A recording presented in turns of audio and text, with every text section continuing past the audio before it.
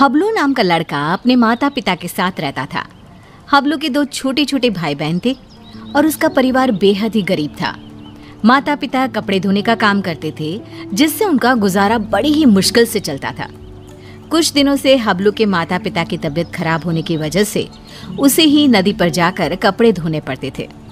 एक दिन की बात है, हबलू नदी के किनारे बैठकर कपड़े धो रहा था। ये जिंदगी भी कोई जिंदगी है, लोगों के कपड़े धोना। अगर कपड़े अच्छे से ना धुले तो लोग कितना सुनाते हैं और ऊपर से उल्टा पैसे भी नहीं देते। कपड़े धोने की वजह से नदी का पानी गंदा हो जाता है। उसी नदी में एक चुड़ैल रह रही होती है। जब वो नदी का पानी गंदा देखती है तो गुस्से से पागल हो जाती है। कौन है जो मेरे रहने की जगह को गंदा कर रहा है? अभी जाकर बताती हूँ उसे।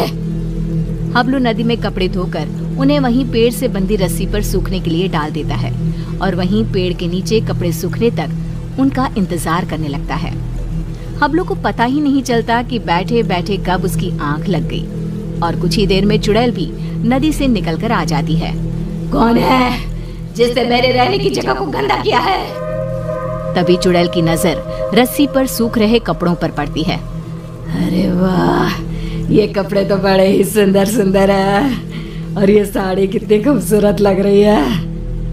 तभी चुड़ैल अपने पहने हुए कपड़े देखती है। मेरे कपड़े कितने गंदे हैं, हम लोगों को तो अच्छे कपड़े पहनना नसीब में ही नहीं होता। तभी चुड़ैल कपड़े देखकर सोचने लगती है, क्यों ना इनमें से एक कपड़ा चुरा कर मैं पहन लूं, कौन सा इस लड़के को पता चलेगा। चुड़ैल जल्दी से रस्सी से एक साड़ी उतारती है और नदी में ले जाकर पहन कर देखती है। ये साड़ी मुझ पर कितनी खूबसूरत लग रही है, इसमें तो मैं एकदम हूर की परी लग रही हूँ। फिर कुछ देर बाद हबलू की आंख खुलती है। उसे पता नहीं चलता कि कब शाम हो गई। अरे शाम हो गई, समय का पता ही नहीं चला। अब जल्दी से कपड़े उतार कर घर चलता हूँ, नहीं तो रात हो जाएगी। हबलू रस्सी से कपड़े उतार कर घर चला जाता है और घर जाकर कपड़ों की गिनती करके उन्हें एक गठरी में बांधने लगता है। 1 2 3 और ये 5 और ये 9, ये कैसे हो सकता है? मैंने तो 10 जोड़े कपड़े धोए थे, इनमें तो एक कम है। दोबारा गिनता हूँ, कहीं मुझसे कपड़े गिनने में भूल ना हो गई हो। हबलू एक एक करके दोबारा कपड़े गिनने लगता है, पर इस बार भी कपड़े 10 जोड़े की जगह 9 जोड़े थे। कपड़े कम होने की वजह से वो परेशान था। ये सब सोचते सोचते उसे कब नींद आ जाती है पता ही नहीं चलता। अगली सुबह हबलू फिर से कपड़े लेकर नदी पर धोने के लिए चला जाता है और जैसे ही वो कपड़े धोने लगता है, नदी का पानी कपड़े धोने की वजह से फिर से गंदा होता है। ये देखकर नदी में रह रही चुड़ैल आग बबूला हो जाती है। ये लोग मुझे चैन से रहने भी नहीं देते। आज फिर ये लड़का कपड़े धोकर मेरी रहने की जगह गंदा कर रहा है। आज मैं ऐसा सबक सिखाऊंगी कि ये कपड़े यहाँ धोना ही भूल जाएगा। हबलू के कपड़े धोने के बाद वो उन्हें पेड़ से बंधी रस्सी पर सूखने के लिए डाल देता है। जब तक ये कपड़े सूख रहे हैं, मैं यहीं पेड़ के नीचे कुछ देर आराम कर लेता हूँ। हबलू वहीं पेड़ के नीचे एक कपड़ा बिछाकर लेट जाता है। ठंडी ठंडी हवा चल रही थी तो लेटते ही उसे नींद आ जाती है और पता ही नहीं चलता कि कब उसकी आंख लग जाती है। कुछ देर बाद चुड़ैल भी नदी से निकलकर बाहर आ जाती है। आज मैं उसे छोड़ूंगी नहीं। मेरे रहने की जगह गंदी करके खुद चैन की नींद सो रहा है। आज तो मैं उसे मार ही डालूंगी। चुड़ैल हबलू को मारने के लिए आगे बढ़ती है तो रस्सी पर सूख रहे कपड़े देखकर रुक जाती है। अरे वाह, आज भी सुंदर सुंदर कपड़े सूख रहे हैं। चुड़ैल रस्सी से एक अच्छी सी साड़ी उतारती है, नदी में ले जाती है और पहनकर देखने लगती है। ये साड़ी तो मुझ पर कैसे भी ज्यादा सुंदर लग रही है। वो चुड़ैल साड़ी पहनकर नाचने लगती है। मेरा पिया घर आया ओ राम जी, मेरा पिया घर आया ओ राम जी। अब तो जब भी कपड़े धोकर सुखाया करेगा, मैं चुपके से जाकर उसके कपड़े चुरा लिया करूंगी और पहन लूंगी। उस लड़के को पता भी नहीं चलेगा कि उसके कपड़े कौन चुरा कर ले जाता है। और अगले दिन नदी का गंदा पानी देखकर चुड़ैल फिर से बाहर आती है और फिर से देखती है। ये लड़का आज भी कपड़े सुखाकर सो रहा है। इस तरह से चुड़ैल हर रोज चुपके से जाती, एक अच्छा सा कपड़ा उठाती, नदी में ले जाती, पहनकर देखती और खुश होती। जब हबलू सोकर उठता तो वो एक जोड़ी कपड़े गायब पाता। कपड़े चोरी होने की वजह से हबलू बहुत ज्यादा परेशान हो जाता है। समझ में नहीं आ रहा कि मेरे कपड़े कौन चुरा कर ले जाता है। अगले दिन हमेशा की तरह वो कपड़े धोता है और उन्हें पेड़ से बंधी रस्सी पर सूखने के लिए डाल देता है और पेड़ के नीचे कपड़ा बिछाकर लेट जाता है। सोचने लगता है कि आखिर कौन है जो मेरे कपड़े चुरा रहा है और मुझे पता भी नहीं चलता। ये सब सोचते हुए हबलू को नींद आ जाती है। गंदा पानी देखकर चुड़ैल बाहर आती है और ध्यान से सभी कपड़ों को देखने लगती है।